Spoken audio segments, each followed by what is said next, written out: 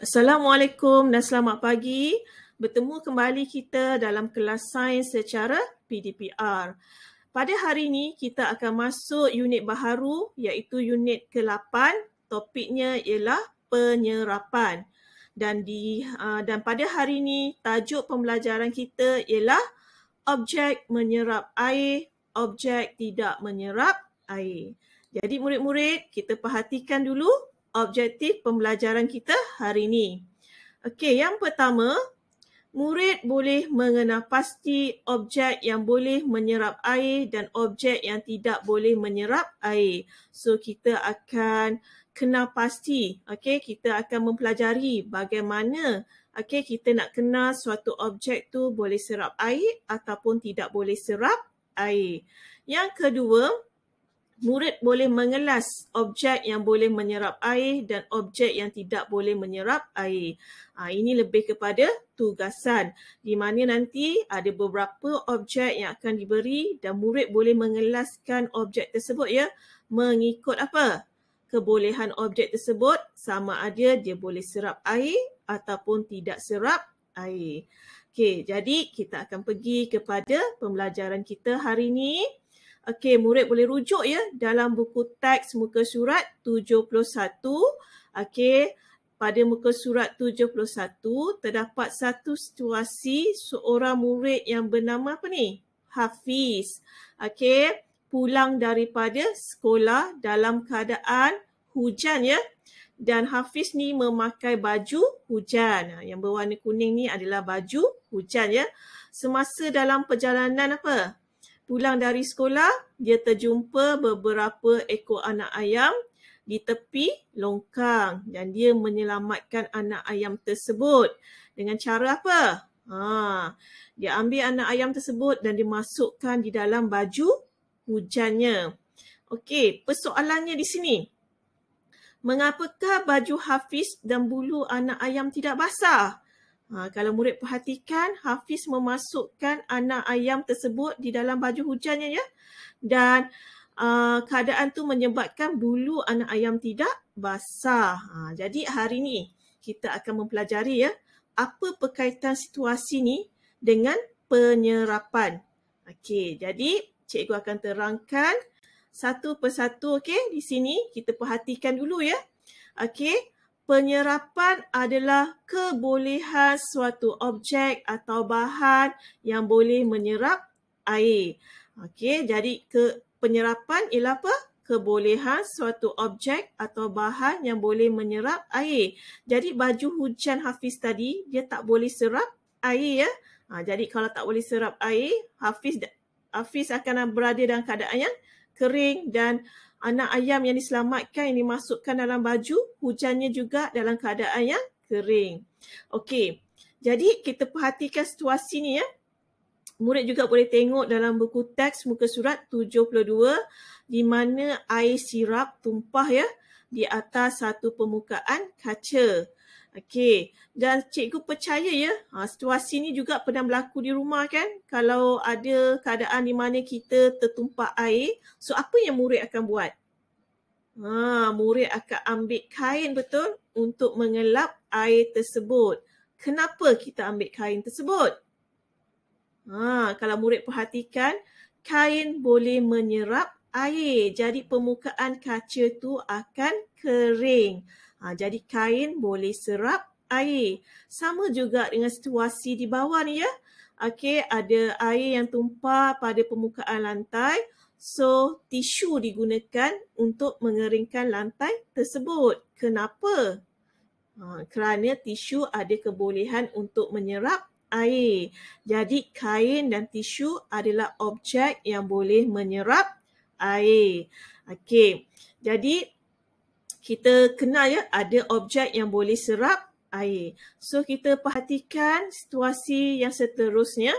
Okey, situasi ini juga dalam buku teks muka surat 72 di mana kita nak kenal pasti Okey, ada beberapa objek di sini iaitu apa? Kertas nota, sapu tangan, tisu, mainan plastik, berbola kapas, klip kertas, duit shilling dan juga pemadam. Okey, ini adalah objek-objek yang kita nak kenal pasti adakah objek ini menyerap air ataupun tidak menyerap air. Di mana objek ni nanti akan dititiskan dengan beberapa titisan air yang berwarna. Okey, jadi daripada aktiviti ni sebenarnya kita akan tahu ya macam mana kita nak tahu suatu objek tu adalah objek serap air ataupun tidak serap air. Jadi kita akan uji. Okey, jadi murid akan uji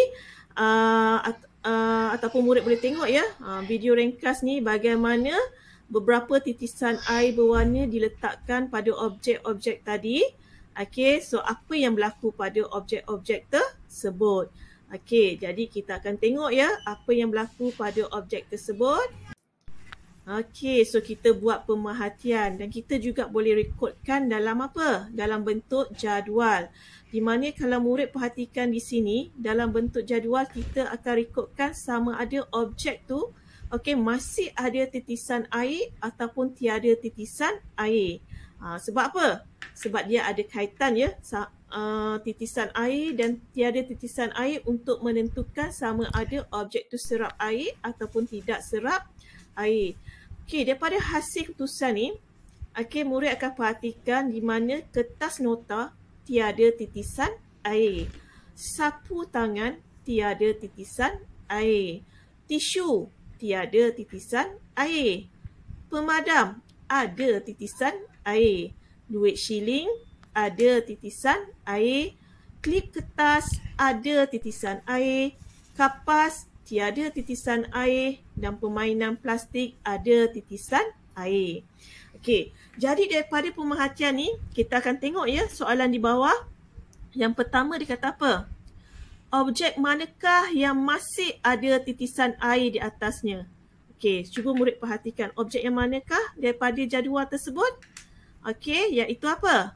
Pemadam, duit shilling, klip kertas dan juga permainan plastik. Okey, jadi daripada 4 objek ni masih ada titisan air ya di atasnya. Mengapa?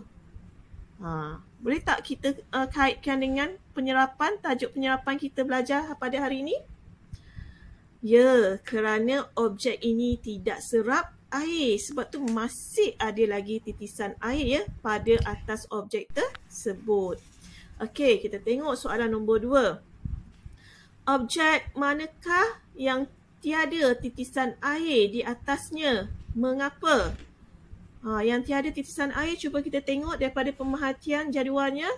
Okey, objek tersebut ialah kertas nota, sapu tangan, tisu dan juga kapas. Okey, mengapa tiada titisan air di atasnya? Kerana objek tersebut adalah objek yang serap air. Jadi daripada aktiviti ni, kita boleh kenal ya macam mana kita nak kenal objek tu boleh serap air ataupun tidak serap air. Objek yang serap air tu dia ada kebolehan air akan serap pada objek tersebut. Objek yang tidak boleh serap air, kita nampak masih lagi ada titisan air. Sebab apa? Air tak boleh serap pada objek tersebut. Jadi daripada aktiviti ni kita boleh kenal objek yang serap air ataupun objek yang tidak serap air. Dan bila kita dah kenal objek, kita boleh buat pengelasan. Kalau cikgu beri beberapa objek, cikgu percaya ya, murid boleh kenal ya. Nanti murid boleh test kat rumah.